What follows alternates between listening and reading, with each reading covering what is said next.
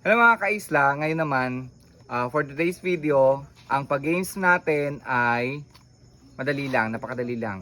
Iinumin nila itong kalamansi. So alam naman natin na yung kalamansi ay maasim. Ngayon, ang mechanics natin, dapat pag naubos nila itong kalamansi, dapat maganda ang kanilang facial expression at hindi sila nangangasim. The less ng facial expression na hindi sila nangangasim, yun ang ating winners. At meron tayong mga horado. At ang ating unang kalahok ay, pakilala ka muna. Hello, ako si Nardong Putik na Boy Hunter ng Palawan. So, please follow me. Ready ka na? Yes, ready na. Ready ka na. So harap tayo sa judges natin. Sila to. Oh my gosh. Si Kuya Bong ang Alam ko lang mag-decide kung sino ang mananalo. Natalo na ako. Wala pa nga. O game. 1, 2, 3 and go! Ay, oh. Taret, hindi na pangangailangan nito. Hindi na pangangasim. Okay na? Very good. Thank you! At ang ating pangalawang kalahok ay, pakilala ka muna.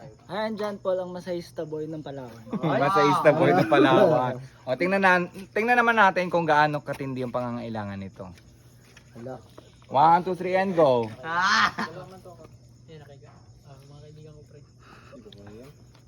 Ay, magaling din.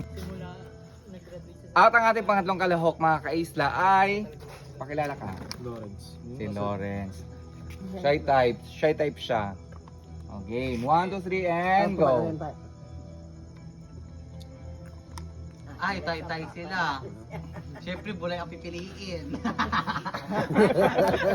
Ayon sa ating orado, mga kaisla, walang nanalo dahil pare-pare sila magagaling sa unang round. So, dapat may second round para ma-break natin ang tie. Tatawagin na natin ngayon ang ating unang contestant, si Nardong Putik. 1, 2, 3.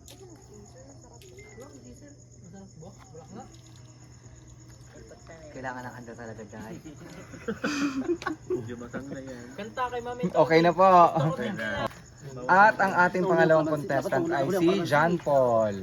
Ay, na. Ay, para mas matindi ang pang... Uy, ba't ka umalis? Wala pa!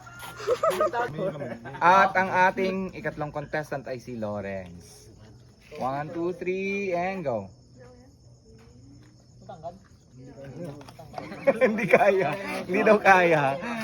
So, tatanungin natin yung ating horado kung may napili na siya sa ating tatlong kalahok. So, hindi pa Okay na. Pareho lang silang dalawa eh. Di mo sa tag 25 kuya. Suntukan na lang ito. Pangatlo yung isang day na tag 25 na lang sila. O, hatiin na lang Hindi dahil magkakaroon tayo ng tiebreaker, meron tayong round 3. So, ang na-eliminate ay si Lawrence kasi hindi niya kinaya ang ating level 2. Ngayon naman, tawagin natin yung ating unang kalahok na si Nardong Putik, ang boy hunter ng Palawan. So, usapan dito mga kaisla, after 2 inumin, after ma-bottoms up, kailangan nilang sumipol. Hindi ako marunong si Paul. Sampol daw si... Disqualify pa yun. Yun. Ano, paano yun? Marunong. Pwede na yun, di ba? Pwede na. Ano paano na yun? Basta sumipol siya. 1, 2, 3, and go. Parang may prayer.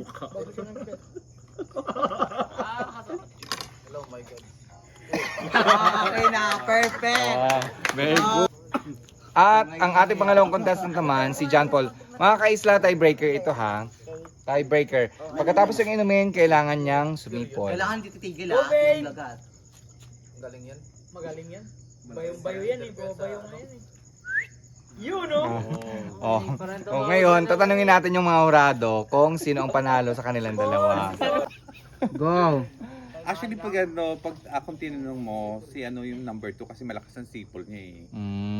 Okay. So, nagkatalo sa sorry, sipol. Hunter boy. Lakad ka ngayon.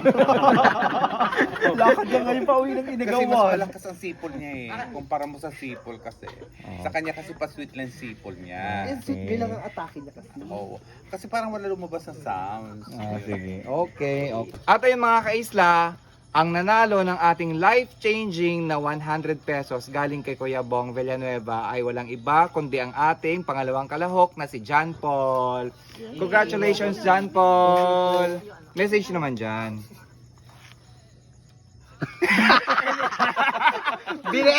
Maraming salamat po sa pumunta sa birthday ni Kuya. And happy birthday, Siyempre, yung Kuya. sponsor natin. Sa mga sponsor po, si Sir Bong. Naiyak ka talaga, life-changing. Nakaiyak yung 100. At syempre, ganun ka-generous si Kuya Bong Villanueva. Instead na isa lang yung winner natin, ginawa niya na lang dalawa. So, si Nardong Putik na ating unang kalahok ay makakatanggap din ng life-changing na 100 pesos. May pamasahe na siya. Oh my God. Message naman dyan, message. Ay, maraming salamat, sir, sa pag-invite sa birthday mo. Maraming salamat sa sponsor. Wish ko sa iyo yung health mo at syempre, more followers to come. Message kay Kuya Bong. Sir Bong, thank you na na-meet na kita in person. Tara. Salamat sa... Napabili na ako ng ano. Life-changing nga talaga yung ating 100 pesos. So yun lang mga ka-Islam. Maraming salamat sa panonood. Paalam!